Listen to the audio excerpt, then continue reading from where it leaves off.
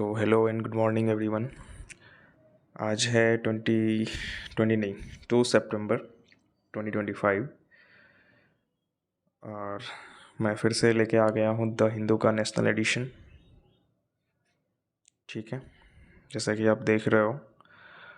और आज फिर से हम लोग डिस्कस करेंगे। किसको डिस्कस करेंगे? तो एडिटोरियल को डिस्कस करेंगे। एडिटोरियल काफ़ी इम्पोर्टेंट हो जाता है करंट सिनेरियो को समझने के लिए एंड इंग्लिश सीखने के लिए। हमारा मेन पर्पस क्या है? तो इंग्लिश सीखना एंड कॉम्प्रीहेंसन को स्ट्रॉन्ग करना, है ना। अगर आप अपने कॉम्प्रीहेंसन को स्ट्रॉन्ग कर लेते हो तो क्या होता है कि आप 90% इंग्लिश सीख जाते हो। डजेंट मैटर कि आप ग्रामर्स के रूल को याद करो, उसे रटो, है ना। ये मैटर ही नहीं करता इंग्लिश के लिए, है ना। इंग्लिश का जो 90% काम है वो आपके कॉम्प्रीहेंसन से कंप्लीट हो जाता है। अगर आप जैसे ही आप इंग्लिश को समझना स्टार्ट कर देते हो, ठीक है, वैसे ही आप क्या हो जाता है, इंग्लिश एक लैंग्वेज है, ठीक है। तो आप जैसे ही इसे अंडरस्टैंड करना स्टार्ट कर देते हो तो फिर हमें मतलब नहीं है, कोई मतलब नहीं है इसके रूल्स को जानना कि ऐसा ये होता है तो ऐसा होता है। हमें बस कॉम्प्रीहेंसन, हाँ मैं ये नहीं कह रहा हूँ कि 100% टोटली कॉम्प्रीहेंसन ही है। 10% में वर्ड्स प्लस ग्रामेटिकल रूल्स जो हैं वो तो इम्पोर्टेंट है ही, बिल्कुल इम्पोर्टेंट है। लेकिन जो 90% रोल प्ले करता है वो करता है आपका अंडरस्टैंडिंग कैपेसिटी, यानी कि आपकी कॉम्प्रीहेंसन स्किल। आप कैसे उसको अंडरस्टैंड करते हो, कितना जल्दी उसे समझ पाते हो। जैसे ही सेंटेंस को हमने रीड करा, उसका इमेज हमारे माइंड में बन जाना चाहिए। तो अगर ये ऐसा हो रहा है तो क्या होता है कि हम जल्दी इंग्लिश सीख पाते हैं एंड हम समझ पाते हैं। ठीक है, तो स्टार्ट करते हैं। फर्स्ट एडिटोरियल है आज का, है ना। तो देखते हैं क्या है फर्स्ट एडिटोरियल। तो अनदर चांस, क्या है हेडिंग? Another chance. ठीक है, तो यहाँ पे क्या होगा? पार्सिंग करना पहला काम हमारा, पार्सिंग करें, ठीक है। अनदर चांस, ठीक है। तो ये हो जाएगा अनदर, यहाँ पे एडवर्ब, ठीक है। और ये चांस नाउन, ठीक। क्लियर? क्लियर? अब यहाँ पे आप देखोगे कि चांस के लिए अनदर क्यों आया, क्योंकि हमें जनरली ये पता होता है कि जो नाउन है, नाउन को एक्सप्रेस या नाउन को क्वालिफाई या नाउन को डिस्क्राइब कौन करता है? एडजेक्टिव करता है। जनरली हम लोग यही जानते हैं। और नाउन के प्लेस पे कौन आता है? प्रोनाउन आता है, ये हम लोग जानते हैं, ठीक है। तो यहाँ पे तो प्लेस की बात नहीं हो रही है, यहाँ पे डिस्क्राइब करने की बात हो रही है। तो चांस जब एक नाउन है तो नाउन के पहले एडजेक्टिव आना चाहिए था। ये अनदर एडवर्ब कैसे आ गया? कैसे आ गया एडवर्ब? तो आज से आप लोग ध्यान में ये बात रख लो कि एडवर्ब एक ऐसा पार्ट्स ऑफ स्पीच है जो सभी पार्ट्स ऑफ स्पीच को डिस्क्राइब करने के लिए यूज हो सकता है। कहने का मतलब ये है कि जनरली हम लोग ये जानते हैं कि एडवर्ब है तो वर्ब को डिस्क्राइब करेगा, नहीं, ऐसा नहीं होता है। एडवर्ब है तो वो नाउन को डिस्क्राइब कर सकता है, वो प्रोनाउन को डिस्क्राइब कर सकता है, वो एडजेक्टिव को डिस्क्राइब कर सकता है, वो खुद एडवर्ब को डिस्क्राइब कर सकता है, वो खुद वर्ब को डिस्क्राइब कर सकता है। तो एडवर्ब क्या है? तो यूनिवर्सल डिस्क्राइबिंग वर्ड्स होता है, वो सभी पार्ट्स ऑफ स्पीच को डिस्क्राइब कर सकता है। जनरली हम लोग क्या जानते हैं एडजेक्टिव के बारे में? तो एडजेक्टिव एक ऐसा वर्ड्स होता है जो नाउन को डिस्क्राइब करता है, बट एडवर्ब के साथ ऐसा नहीं होता है। तो एडवर्ब नाउन के पीछे भी लग सकता है, एडजेक्टिव के पीछे भी लग सकता है, खुद वर्ब के पीछे भी लग सकता है, एडवर्ब के पीछे भी लग सकता है, यानी कि ये सबको डिस्क्राइब करता है। इसलिए यहाँ पे अनदर एडवर्ब है, ठीक है। आगे चलते हैं। आगे क्या है? अलाउइंग ऑब्जेक्शंस बियॉन्ड डेडलाइन में हेल्प रॉन्गली एक्सक्लूडेड वोटर्स, ठीक है। रॉन्गली एक्सक्लूडेड वोटर्स, इसको भी पार्स कर लेते हैं। अलाउइंग, अलाउइंग क्या होगा बताओ? V4, as a noun use हो रहा है यहाँ पे, ठीक है। कंटिन्यूअस इवेंट के बारे में बताया जा रहा है, ठीक है। किसको अलाउ किया जा रहा है? ऑब्जेक्शंस, ठीक है, अलाउइंग ऑब्जेक्शंस, ठीक है। ऑब्जेक्शंस क्या होगा? नाउन। यहाँ पे जो अलाउइंग है ना, ये V4 है, और आपने ये जो V4 है, ये V4 हमने यहाँ पे नाउन बोला इसको, बट ये नाउन नहीं होगा, ये V4 as a adjective use होगा यहाँ पे, ठीक है, ठीक है। और ये क्या है? नाउन। और इस नाउन के लिए एक सेकंड मैं इसको फिर से इरेज कर देता हूँ, ठीक है। तो V4 कभी कभी कंटिन्यूअस इवेंट को ही बताता है, जस्ट लाइक आपने पढ़ा होगा जेरेंड के बारे में, ठीक है। और कभी कभी V4 क्या होता है? एडजेक्टिव को ही बताता है। तो हमें ये सब चीज़ें कैसे, हमें ये सब चीज़ें, अभी हमने तो इसको बोल दिया नाउन, क्यों बोल दिया? क्योंकि हमने आगे के वर्ड्स को नहीं देखा। लेकिन जैसे ही हमने आगे के वर्ड्स को देखा कि आगे जस्ट नाउन है, तो ये नाउन नहीं होगा, ये एडजेक्टिव होगा। तब फिर मैंने क्या बोला? अब मैंने इसको एडजेक्टिव बोला। क्या बोला? एडजेक्टिव। क्यों एडजेक्टिव बोला? क्योंकि ऑब्जेक्शंस बाय डिफ़ॉल्ट ये क्या है? नाउन है। और नाउन है तो नाउन के पीछे नाउन, नाउन के पीछे नाउन कभी नहीं आएगा। तो ये क्या है? नाउन है, ठीक है। ऑब्जेक्शन क्या है? नाउन है। क्लियर? बियॉन्ड क्या है? प्रीपोजिशन, ठीक है। Deadline noun. May modal verb, और जब ये मॉडल वर्ब यूज होता है तो हमें पता है, वी ऑल नो कि ये अपने साथ क्या लेता है? V1 लेता है, रूट फॉर्म ऑफ वर्ब लेता है, ठीक है। रॉन्गली एडवर्ब है, ठीक है। एक्सक्लूडेड एडजेक्टिव है। अभी देखो ये एडवर्ब किसको डिस्क्राइब कर रहा है? एक्सक्लूडेड को। और एक्सक्लूडेड है क्या? एडजेक्टिव है, ठीक है। तो इसीलिए मैंने बताया कि एडवर्ब सबको डिस्क्राइब कर सकता है। एक्सक्लूडेड हो गया एडजेक्टिव, और ये वोटर्स हो गया हमारा नाउन, ठीक है, कंप्लीट। अब मीनिंग को देख लेते हैं। अलाउइंग, अलाउइंग मतलब क्या होता है? अलाउ करना, है ना, ठीक है। किसको अलाउ करना? तो ऑब्जेक्शंस को। किसको? ऑब्जेक्शंस। जो ऑब्जेक्शंस हो रहे हैं, कौन ऑब्जेक्शन कर रहा है? तो ऑब्जेक्शंस कर रहा है जनरली, पहले मैं इसके मेन सारे जो इसका पूरा एक क्रक्स है इस आर्टिकल का, वो क्या है? तो ये आर्टिकल मेनली बेस्ड ऑन है जो अभी SIR सर्वे बिहार में कंडक्ट हुआ, एंड फाइनली जो इलेक्शन कमीशन ने जितने भी एक्सक्लूडेड कैंडिडेट थे और इंक्लूडेड कैंडिडेट थे उनका डेटा रिलीज करा। उसके बाद क्या हुआ? तो मैटर सुप्रीम कोर्ट पहुंच गया, और सुप्रीम कोर्ट पहुंचने के बाद कोर्ट का ऑर्डर ये आया कि नहीं, अब ये आपका जो डेडलाइन है, आपने जो 1 सितंबर का डेडलाइन फिक्स करके रखा था या 30 अगस्त का, उसको आप जो है वो करो, ब्रेक करो, इसको एक्सपेंड करो, इसको बढ़ाओ। और जो भी एक्सक्लूडेड कैंडिडेट है, एक्सक्लूडेड वोटर्स हैं, उसका नाम अगर वो चाह रहा है, अगर वो अभी भी जो वैलिड डॉक्यूमेंट्स है वो दे रहा है, तो उसके नाम भी आप क्या करो? ऐड करो। तो इलेक्शन कमीशन इस बात को मान गई, मानना तो पड़ेगा ही, सुप्रीम कोर्ट का ऑर्डर है। और single Aadhaar as a documents वो एक्सेप्ट कर रही है फॉर क्या? For real candidate, for verification कि आप वोटर्स हो या नहीं हो।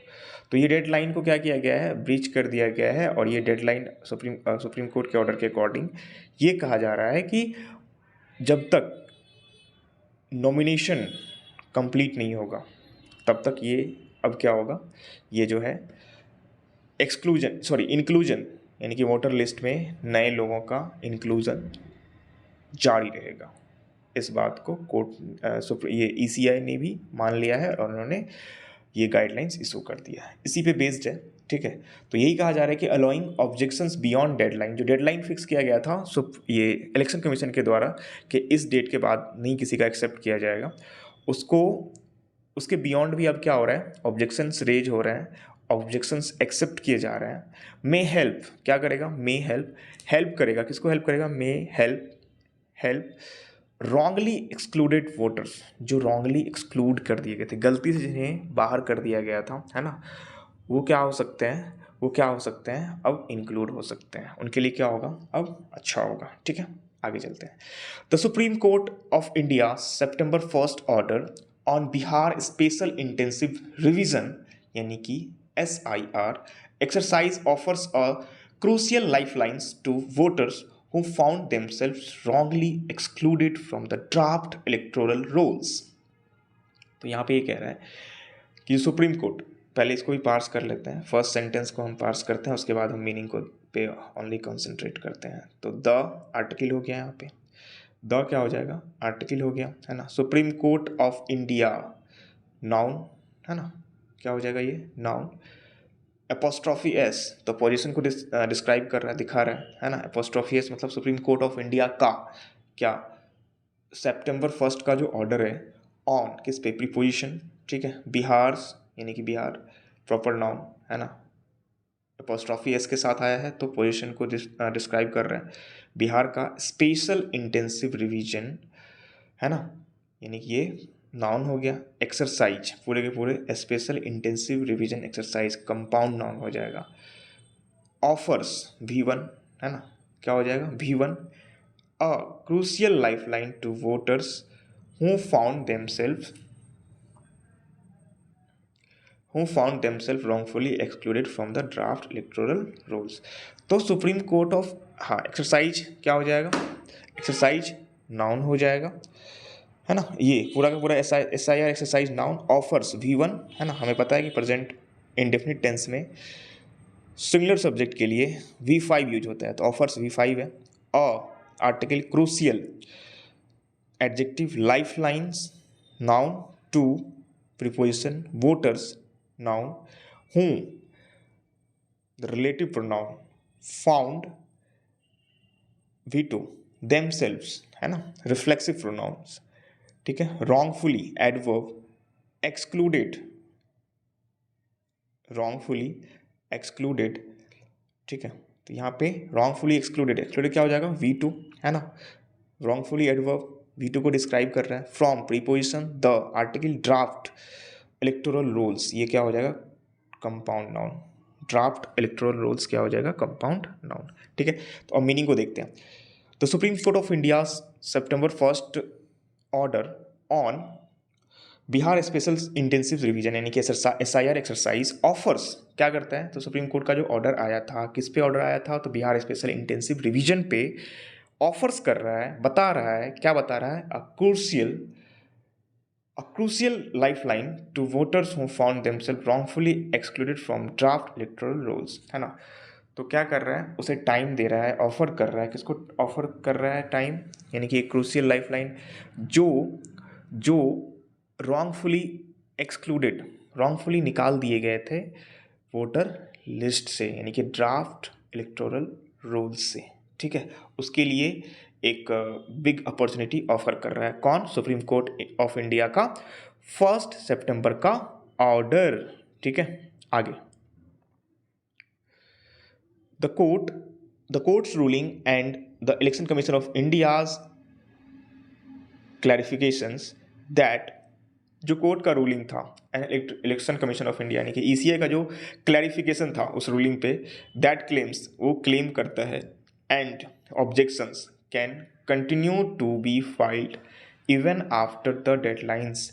तो जो डेडलाइन फिक्स था ECI के द्वारा कि इसके बाद कोई एप्लीकेशन एक्सेप्ट नहीं किए जाएंगे, उसके बियॉन्ड भी क्या होगा, अब जो है application to be filed, application को फाइल किया जा सकता है, ऑब्जेक्शंस को फाइल किया जा सकता है। अगर आपके पास प्रूफ है तो आप अभी भी क्या कर सकते हैं, फाइल कर सकते हैं अपने जो है वोटर राइट्स के लिए, है ना। Represents a welcome move in exercise that has raised questions about transparency and fairness. और ये जो डिसीजन है, ये जो रूलिंग आया है, ये जो क्लैरिफिकेशन ECI का प्लस जो कोर्ट का रूलिंग है, ये क्या है, वेलकम मूव है। वेलकम मूव कहने का मतलब ये क्या है कि सबके लिए एक्सेप्टेबल है ना, सबसे क्या कर रहे हैं, इसका स्वागत कर रहे हैं, इन एन एक्सरसाइज दैट, और किसमें, दैट हैज़ रेज्ड ऑब्जेक्शन। और ये जो रूलिंग आया है ये क्या है, वेलकम मूव है। किसमें वेलकम मूव है, इन एन एक्सरसाइज, ये जो एक्सरसाइज चल रहा था, इस एक्सरसाइज में एक वेलकम मूव है और दैट हैज़ रेज, ये जो रिलेटिव प्रोनाउन आता है किसी भी सेंटेंस में वो जस्ट पहले वाले नाउन के लिए आता है, ठीक है। किसके लिए आता है? जस्ट पहले वाले नाउन के लिए। ये यहाँ जो दैट आया है ये एक्सरसाइज के लिए आया है ना। तो इसके बाद जो भी वर्ब या हेल्पिंग वर्ब यूज होंगे वो इसके लिए होगा, ठीक है, याद रखना है ना। तो एक्सरसाइज के लिए हैज़ आया है, exercise has raised of questions about transparency and fairness. जो एक्सरसाइज क्या हो गया था, क्वेश्चंस रेज हुए थे उस पर, किस चीज़ के लिए? तो about it's transparency and fairness, मतलब उसकी जो ट्रांसपेरेंसी है और फेयरनेस मतलब जो सही तरीका है, और ट्रांसपेरेंसी मतलब आपको पता ही है कि जो सही तरीके से होने चाहिए, है ना। वो उस पर जो ऑब्जेक्शंस खड़ा हुआ था उस एक्सरसाइज के लिए ये जो है क्या है, वेलकम मूव है, ठीक है।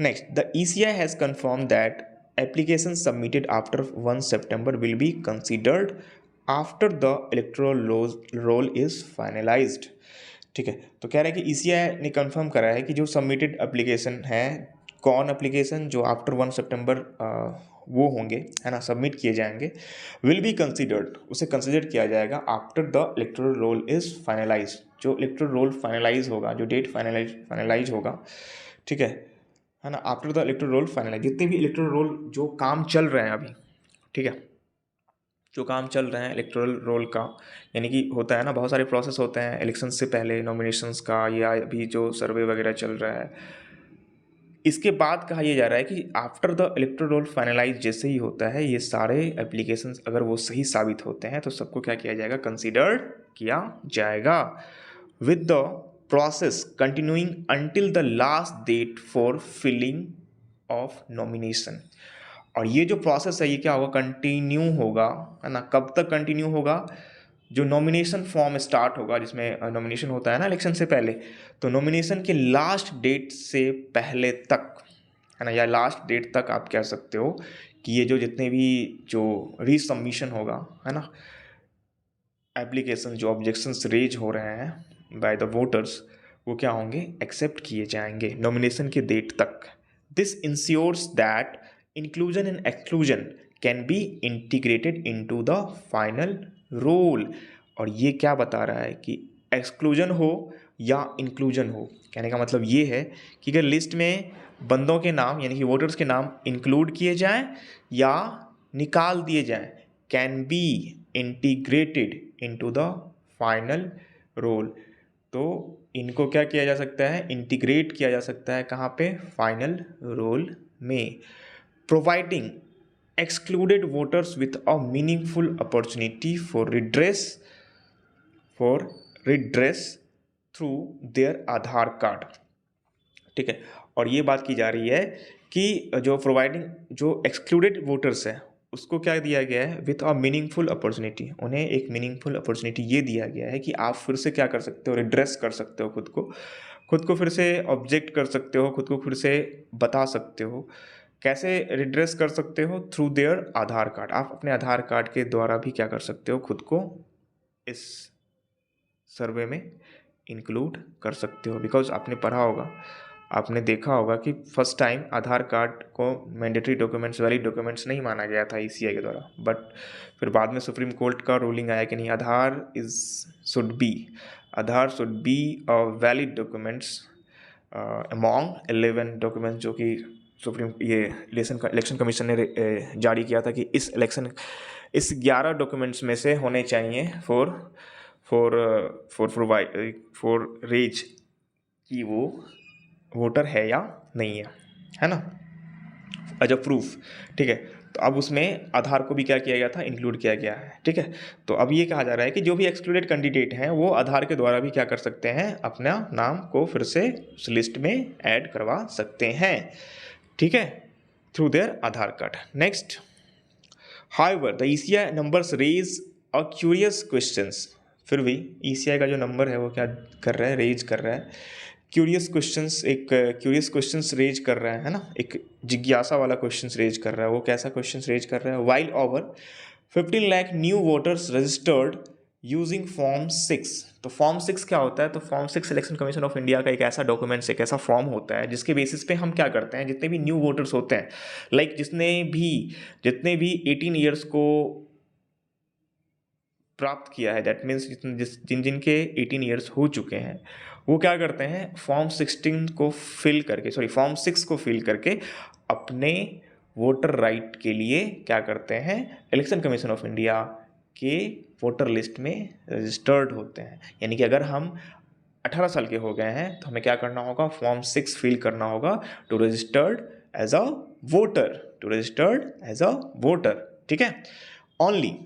Only around 33,000 claims were filed for re-inclusion, ठीक है, of the approximately 65 lakh excluded names, ठीक है।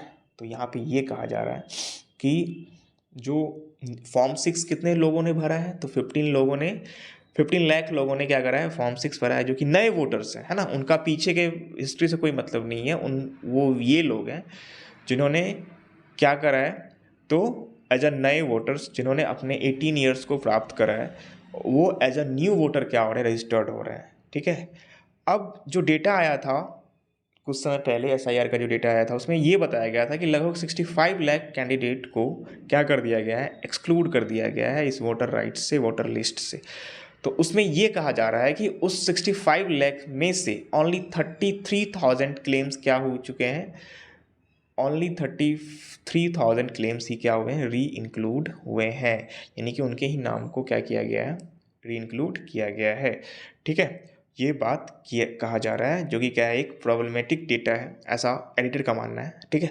This large difference becomes even more concerning when one consider that both categories use form 6, ठीक है।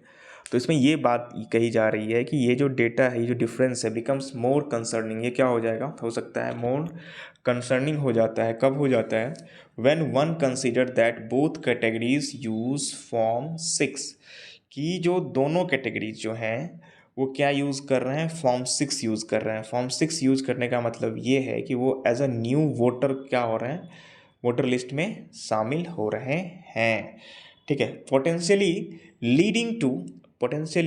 Leading to conflation in the data presented to the court. और conflation मतलब क्या होता है, कन्फ्लेशन मतलब होता है मिला हुआ, है ना। मिला हुआ कहने का मतलब ये है कि जो कैटेगरी वाइज होने चाहिए उसमें क्या हो सकता है, जो है कन्फ्लेशन हो सकता है, मतलब वो मिल सकता है। कैसे मिल सकता है, तो जो डेटा सुप्रीम कोर्ट के सामने प्रेजेंट किया जाएगा उसमें क्या हो सकता है, कन्फ्लेशन हो सकता है। वो डेटा वो जो है क्या हो सकता है, मिक्स हो सकता है ना। यानी कि बोथ कैटेगरीज अगर फॉर्म 6 यूज़ करने लगे, कहने का मतलब ये है मेरा कि फॉर्म 6 किसके लिए है, फॉर्म 6 उनके लिए है जो जो जो नए वोटर्स हैं, जिनका जिनका कोई पास्ट हिस्ट्री नहीं है कि वो पहले थे अब उनको निकाल दिया गया है, वो एक्सक्लूडेड नहीं है, वो नए वोटर्स हैं। तो एक तो ये कैटेगरी हो गए जो नए वोटर्स है, फॉर्म 6 का यूज़ करके एज अ वोटिंग राइट्स को वो क्या कर रहे हैं, अपना वो कर रहे हैं, एक्सप्रेस कर रहे हैं, बताना चाह रहे हैं कि हम भी 18 ईयर्स के हो गए हैं, तो हमने फॉर्म 6 फिल करा है, तो हमारा नाम भी वोटर लिस्ट में होना चाहिए। दूसरी कैटेगरी वो है जो जो जो जो ये हैं कि जिनको वैलिड डॉक्यूमेंट्स नहीं होने के आधार पे एक्सक्लूड कर दिया गया था, निकाल दिया गया था। तो अब यहाँ पे क्या हो रहा है, अब यहाँ पे जो जिनको एक्सक्लूड कर दिया गया था on the basis of not having valid documents, अब वो भी क्या कर रहे हैं, फॉर्म 6 को यूज़ करके अपनी जो है, जो कैंडिडेट है ना, अपनी वोटिंग राइट को एज अ वोटर वो क्या कर रहे हैं, बता रहे हैं कि हम भी फॉर्म 6 भर के आए हैं, हम भी न्यू वोटर हैं, ठीक है, हम भी क्या है, न्यू वोटर है। तो यहाँ पे क्या हो रहा है, डेटा का कन्फ्लेशन हो रहा है, डेटा क्या हो रहा है, मैच हो रहा है, डेटा मिक्स हो रहा है ना। तो कुछ ऐसा करना चाहिए कि फॉर्म 6 यूज़ करने वाले वन एंड ओनली क्या होने चाहिए, वही लोग हों जो रिसेंट 18 ईयर्स को अचीव करे हैं, यानी कि जो नए कैंडिडेट हैं, है ना। ऐसा नहीं कि जिनका नाम कट गया है वो भी फॉर्म 6 लेके फिल करके आ रहा है, ठीक है, ऐसा नहीं होना चाहिए, है ना। वही बताया गया कि ये मोर कंसर्निंग हो जाता है जब मिक्स डेटा क्या किया जाएगा, सुप्रीम कोर्ट के टेबल पे रखा जाएगा, वाइल द ECI क्लेम्स, है ना। यहाँ पे डेटा कन्फ्यूजन फिट्स ठीक है, हाँ यहाँ पे हो गया। नेक्स्ट आगे चलते हैं। This data confusion feeds into a broader dispute between ECI and political parties. और ये जो डेटा कन्फ्यूजन है ये क्या कर रहा है, फीड्स कर रहा है, मतलब सपोर्ट कर रहा है, करता है, किसको सपोर्ट करता है, into a border dispute. Broader, broader मतलब काफ़ी विशाल, एक काफ़ी आप कह सकते हो कि एक बड़ा सा डिस्प्यूट को फीड कर रहा है, किसके बीच, तो between ECI and political parties. While the ECI claims using its daily data reports, है ना, और वाइल एशिया क्या कर रहा है, सॉरी ईसीआई क्लेम्स कर रहा है, वाइल ईसीआई क्लेम्स क्या क्लेम कर रहा है, देखते हैं यहाँ पे, हाँ। While the ECI claims using its daily data reports that parties fail to assist excluded voters, तो यहाँ पे ये बात की कही जा रही है कि ECI क्या क्लेम करता है, ECI क्लेम ये करता है कि हमारा जो डेली डेटा रिपोर्ट्स जो हमने रिलीज हम कर रहे हैं, using its daily data reports जो वो रिलीज कर रहा है, तो उसमें ये उन्होंने कहा है कि that parties fail to assist excluded voters. तो पार्टीज को क्या करना चाहिए, असिस्ट करना चाहिए, किसको असिस्ट करना चाहिए, जितने भी एक्सक्लूडेड वोटर्स है, कि वो क्यों एक्सक्लूडेड हुए हैं, उन्हें क्यों एक्सक्लूड कर दिया गया है, उन्हें क्या वैलिड डॉक्यूमेंट्स फिर से लगाने होंगे जिससे उनका नाम फिर से इंक्लूड हो जाएगा। तो इनको हेल्प किए बगैर ये क्या कर रहे हैं, इनको हेल्प नहीं कर रहे हैं, वो फेल हो रहे हैं। पॉलिटिकल पार्टीज़ को ये करना चाहिए कि कैसे वो एक्सक्लूड हुए, कैसे उनका हेल्प करे कि वो फिर से इंक्लूड हो जाए। ये करने में पॉलिटिकल पार्टीज़ क्या हो चुकी है, क्या हो रही है, फेल हो रही है। ये कौन कह रहा है, इलेक्शन कमीशन क्लेम कर रहा है। Parties contend that they did raise claims, और पार्टी क्या बोल रही है, कंटेंट कर रही है कि दैट कि दे, उन्होंने रेज तो करा है, उन्होंने क्या करा, दे डिड रेज क्लेम्स, वो क्लेम तो रेज कर रहे हैं, करे हैं, but these were not properly processed bye BLO। और ये जो क्लेम्स है, तो जो ग्राउंड लेवल पे अथॉरिटी होता है ये एक्सक्लूजन और इंक्लूजन के लिए, वो कौन होता है, BLO होता है। आप लोगों ने देखा होगा हर एक गांव में, पंचायत में, शहरों में BLO होता है। BLO का मतलब ब्लॉक लेवल ऑफिसर, जो कि जितने भी डेटा होते हैं एक्सक्लूजन के, इंक्लूजन के, वो सारा काम यही देखता है ना। तो जो ग्राउंड लेवल पे अधिकारी होता है वो यही होता है। तो ये पार्टीज़ का ये कहना है कि हम तो क्या कर रहे हैं, क्लेम्स रेज कर रहे हैं BLO के पास, लेकिन BLO जो है वो प्रॉपरली काम नहीं कर रहा है उस क्लेम पे। ठीक है, नेक्स्ट।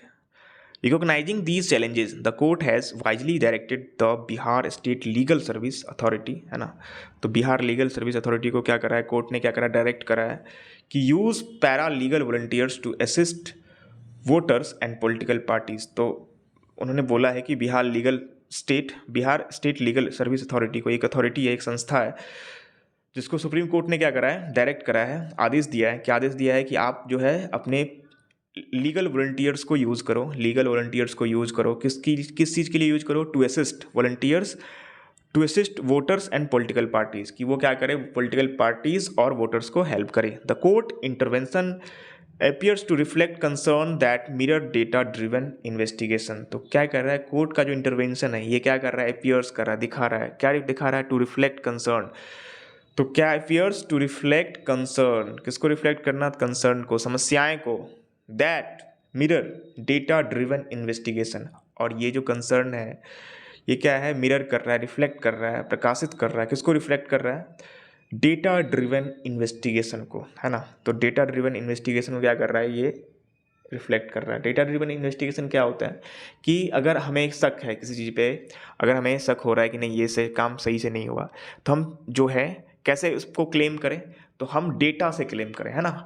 हम डेटा का जो है यूज़ करके हम क्या कर सकते हैं, उस इन्वेस्टिगेशन को या उस प्रॉब्लम को या उस जो भी सर्वे वगैरह जो भी हुआ है उसको हम डेटा के बेसिस पे क्या कर सकते हैं, इन्वेस्टिगेट कर सकते हैं कि डेटा देखो भाई साहब, आपने ये डेटा दिया है और ये डेटा इसके अकॉर्डिंग रॉन्ग है, तो आपका जो ऑपरेशन है, आपने जो काम करा है वो क्या है, रॉन्ग है ना। तो डेटा ड्रिवन इन्वेस्टिगेशन को क्या कर रहा है, मिरर कर रहा है, जो सुप्रीम कोर्ट का भी इंटरवेंशन हुआ है, ये जो है किसको मिरर कर रहा है, किसको प्रकाशित कर रहा है, किसको रिफ्लेक्ट कर रहा है, डेटा ड्रिवन इन्वेस्टिगेशन को, ये इसको कर रहा है, इंक्लूडिंग बाय द हिंदू।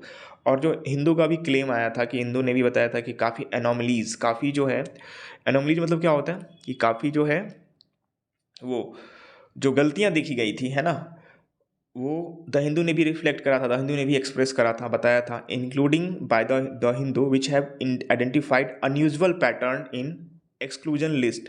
और हिंदू ने भी क्या बताया था, आइडेंटिफाई करा था कि जो एक्सक्लूजन का लिस्ट है उसमें अनयूजुअल है ना पैटर्न्स को देखा गया था। कहने का मतलब ये है कि जो जो प्रॉपर वे होना चाहिए एक्सक्लूड करने का, किसी भी वोटर लिस्ट से लोगों के नाम को हटाने का, वो प्रॉपर वे नहीं था, एक अनयूजुअल पैटर्न दिखा था, है ना, पॉइंटिंग टू एनोमलीज, और जो कि किसको, गलतियों, एनोमलीज को पॉइंट कर रहा है। Ground reports further validate these findings, और ग्राउंड रिपोर्ट जो है वो क्या कर रहा है, फर्दर वैलिडेट, और जो ग्राउंड रिपोर्ट्स है वो वैलिडेट कर रहा है, सही साबित कर रहा है इस फाइंडिंग्स को, दीज फाइंडिंग्स को, underscoring the need for robust corrective measures. और क्या कर रहा है वो, अंडरस्कोरिंग कर रहा है, उसको नीचा कर रहा है, अंडरस्कोरिंग कर रहा है the need for robust corrective measures, है ना। और किसको अंडरस्कोर कर रहा है, किसको दिखा रहा है, किसको डिमांड कर रहा है, किसका डिमांड कर रहा है, तो need for robust corrective measure, एक रोबस्ट, है ना, करेक्टिव मेजर्स को, एक सही तरीके को क्या कर रहा है, डिमांड कर रहा है, अंडरस्कोर कर रहा है, ठीक है। The onus is on political parties to rise above narrow self-interest and actively assist genuinely excluded voters। और onus ये भी है, ठीक है, डिमांड ये भी है कि इज़ ऑन पॉलिटिकल पार्टीज़, किससे, तो पॉलिटिकल पार्टीज से, है ना, to rise above narrow self interest, है ना, कि अपने सेल्फ इंटरेस्ट से ऊपर उठ के, है ना, जो उनका सेल्फ ड्रिवन, है ना, सेल्फ इंटरेस्टेड जो व्यू रहता है हमेशा, है ना, उससे ऊपर उठ के क्या करें, जो एक्टिवली असिस्ट, किसको असिस्ट करें, जेन्युइनली, जो सही कैंडिडेट हैं, जो सही, सॉरी कैंडिडेट नहीं, जो सही वोटर्स हैं जिनको एक्सक्लूड कर दिया गया है, उन पे लिए काम करे। The democratic process demand such civic responsibility from all stakeholders. जो डेमोक्रेटिक प्रोसेस है हमारे कंट्री का, वो क्या करता है, डिमांड करता है ये जो सिविक रिस्पॉन्सिबिलिटी है, सिविक जो हमारा ड्यूटी है, दीज आर सिविक ड्यूटी। अगर हम जानते हैं तो हम जो नहीं जानते हैं उसको क्या करें, गाइड्स करें, है ना, उसको गाइड करें, उनको बताएं ये these are our civic responsibility, ये हमारा सिविक रिस्पॉन्सिबिलिटी है कि हम क्या करें, है ना, उसको, हमारे सारे स्टेक होल्डर्स का क्या एक सिविक रिस्पॉन्सिबिलिटी है कि जो जो एक्सक्लूड हो चुके हैं उनको बताएं कि कैसे आप एक्सक्लूड हो गए हैं, क्या क्या नीड जो डॉक्यूमेंट्स है उसके लिए उनको वो करें, है ना, अवेयर करें। For the next step the ECI must recognise Aadhaar as a valid stand alone documents to prevent unfair exclusion among the 99.5%, ठीक है। यहाँ पे क्या कह रहा है, for the next step ECI must, ECI को क्या करना चाहिए, अवश्य ही रिकॉग्नाइज करने चाहिए, किसको, Aadhaar as a valid stand alone documents, Aadhaar को सिंगल स्टैंड अलोन, है ना, ऐसा नहीं कि आधार के साथ कुछ और, आधार को ओनली स्टैंड अलोन डॉक्यूमेंट्स मानना चाहिए टू प्रिवेंट अनफेयर एक्सक्लूजन, है ना। स्टैंड अलोन डॉक्यूमेंट्स किसको एक्सेप्ट करना चाहिए, आधार को एक्सेप्ट करना चाहिए बाय द ईसीआई, है ना, किस चीज़ के लिए, तो इंक्लूजन के लिए, है ना।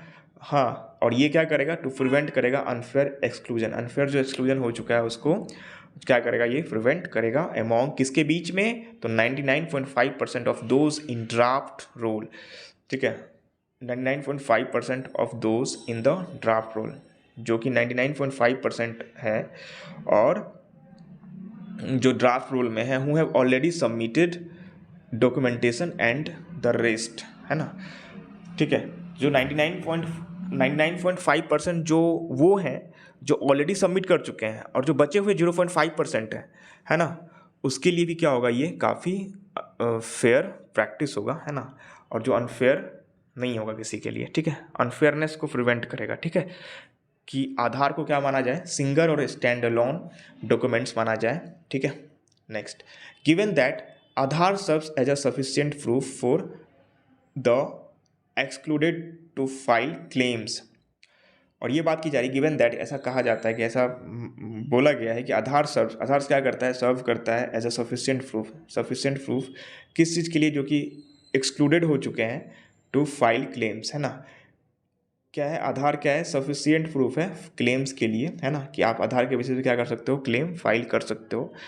It should logically suffice for those already on the draft rule, ठीक है, तो it should logically suffice for those already on the draft rule, ये क्या कर रहा है, लॉजिकली सफिस कर रहा है ना, फॉर किसके लिए? For those already on the draft roll, जो कि ऑलरेडी कहाँ पे हैं? ड्राफ्ट रोल में हैं, ठीक है। The Bihar SIR experience offers lessons for futures electoral rolls revisions. जो बिहार का SIR रिविजन है, एक्सपीरियंस है, वो क्या कर रहा है? ऑफर करता है। किसको ऑफर करता है? जो future electoral roll other state में होंगे उसके लिए क्या करता है? उसके लिए उसके एक्सपीरियंस क्या कर रहे हैं? लेसन्स प्रोवाइड कर रहे हैं, है ना। एक लेसन क्या कर रहा है? जो फ्यूचर में होने वाले अदर स्टेट में इलेक्शन है या SIR रोल अदर स्टेट में होगा, उसके लिए क्या है? लेसन है।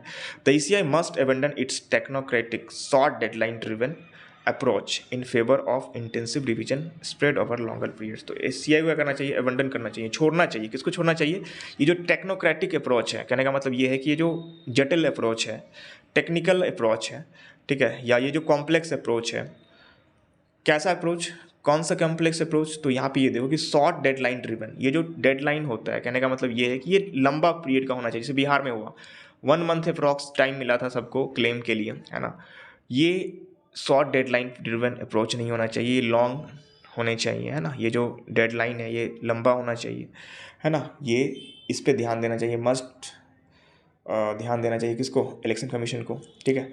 Approach in favour of intensive revision spread over the longer periods. और ये क्या होना चाहिए?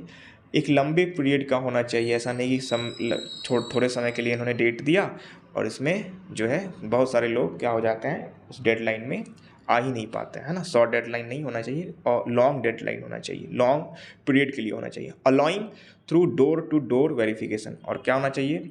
डोर टू डोर वेरिफिकेशन होने चाहिए, है ना। Through door to door verification a clean electoral roll can not be achieved through hurried exercise. कह रहा है कि जो इलेक्टोरल रोल है, जो इलेक्टोरल सिस्टम है, वो अचीव नहीं किया जा सकता है। कैसे अचीव नहीं किया जा सकता है? थ्रू हरीड, यानी कि हड़बड़ी, जो जल्दी से कोई एक्सरसाइज करके हम उसे जो है क्लीन इलेक्टोरल रोल को नहीं अचीव कर सकते हैं।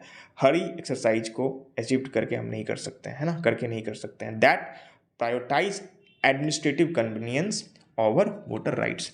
और जो कि क्या करता है? प्रायोरिटाइज करता है एडमिनिस्ट्रेटिव कन्वीनियंस को। कहने का मतलब ये है कि आप वोटर राइट्स को जो है कॉम्प्रोमाइज़ नहीं कर सकते हो, वोटर के राइट्स को कॉम्प्रोमाइज़ नहीं कर सकते हो। किससे कॉम्प्रोमाइज़ नहीं कर सकते हो? तो एडमिनिस्ट्रेटिव कन्वीनियंस से। कहने का मतलब ये है कि आपको कुछ अगर आसान लग रहा है ना कि नहीं हमको तो इतना ही दिनों में करना है, तो इसमें क्या होता है कि वोटर राइट्स क्या होते हैं? वायलेट होते हैं।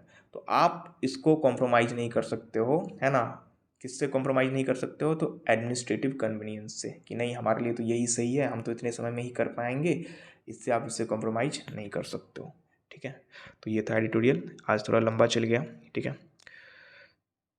एक्चुअली आज पेपर ना लेट से मेरे पास आया, ऑनलाइन ये जो आता है PDF फॉर्मेट में, ठीक है। इसलिए आज जो है वीडियो भी लेट से अपलोड होगा, क्योंकि एडिटिंग वगैरह भी करना होता है, ठीक है। Thank you.